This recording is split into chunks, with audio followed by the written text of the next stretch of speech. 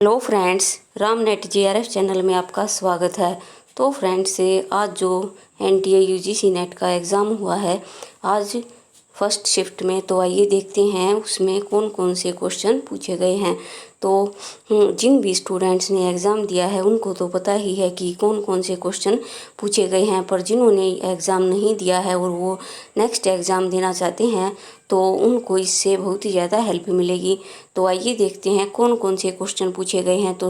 तो माजुली द्वीप किस राज्य में है, ये क्वेश्चन पूछा गया है। उसके बाद है कवियों के नाम दिए गए थे शुक्ल ने रीतिकाल में, इनमें से कौन से कवियों को रखा है, यानी जो हमारे रामचंद्र शुक्ल जी की बुक है उससे क्वेश्चन पूछे गए हैं।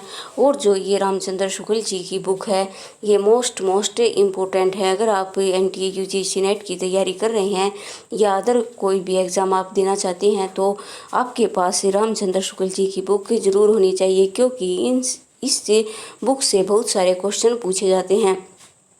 उसके बाद है कालिदास की कविता नागार्जुन, उससे भी क्वेश्चन पूछा गया था। ये कालिदास की कविता है ये हमारे NTA UGC नेट के पाठ्यक्रम में लगी हुई है।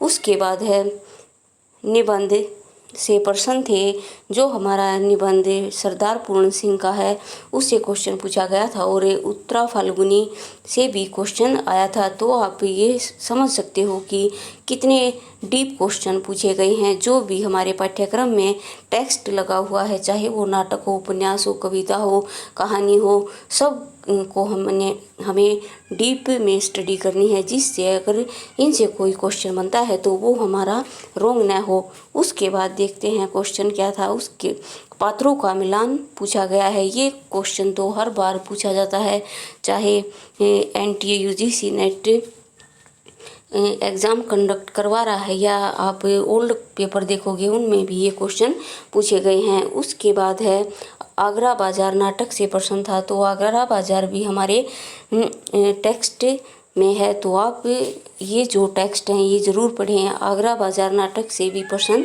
हमारा आया था। उसके बाद है कहानी इंस्पेक्टर माथादीन चांद पर, कहानी से एक हमारा क्वेश्चन था। तो जो भी कहानी हमारी लगी हुई हैं उनसे भी क्वेश्चन पूछे गए हैं। उसके बाद है भोलाराम का जीव। तो भोलाराम का जीव कहानी, ये जो निबंध है या ये उसमें आता है आत्मकथा एवं अन्य गद्य विधाओं में, ये एक व्यंग है। तो इससे भी क्वेश्चन हमारा पूछा गया था कि भोलाराम की जीव में जो पेंशन है भोलाराम को कितने दिन में मिलती है। तो आप देख सकते हो फ्रेंड्स, बहुत ज़्यादा ही डीप क्वेश्चन हमारे पूछे गए हैं। उसके बाद एक उपन्यास से क्वेश्चन था, तमस उपन्यास से क्वेश्चन पूछा गया था।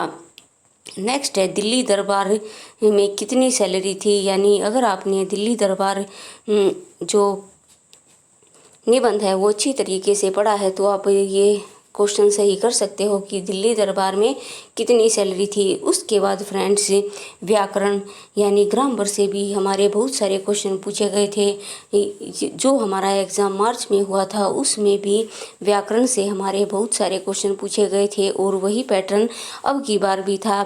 इसमें अविकारी शब्द एघोष और सघोष लुंठित, इस तरह के क्वेश्चन हमारे पूछे गए थे।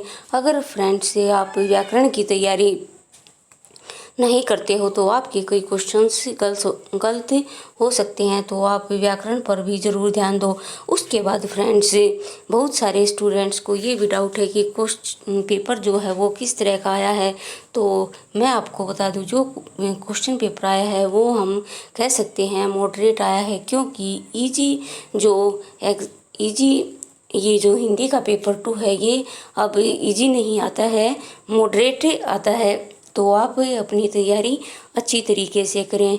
और फ्रेंड्स जो एग्ज़ाम हुआ है उसकी जो PDF आ जाएगी तो उसके बाद मैं आपको ये क्वेश्चन पेपर पूरा सोल्व करवा दूंगी। ये तो मुझे जो क्वेश्चन पता चले हैं वो आपके साथ मैंने शेयर किए हैं। इसके साथ साथ ही मैं सेकंड शिफ्ट के भी क्वेश्चन आपके साथ शेयर करूंगी। तो फ्रेंड्स, अगर आपने ये एग्ज़ाम दिया है और कोई क्वेश्चन मेरे से छूट गया है तो आप कमेंट बॉक्स में ज़रूर बताएं कि और कौन सा क्वेश्चन पूछा गया था। तो फ्रेंड्स, आज के लिए इतना ही। वीडियो को लाइक करें, चैनल को सब्सक्राइब करें और इसे ज़्यादा से ज़्यादा शेयर करें। आज के लिए इतना ही। Thank you.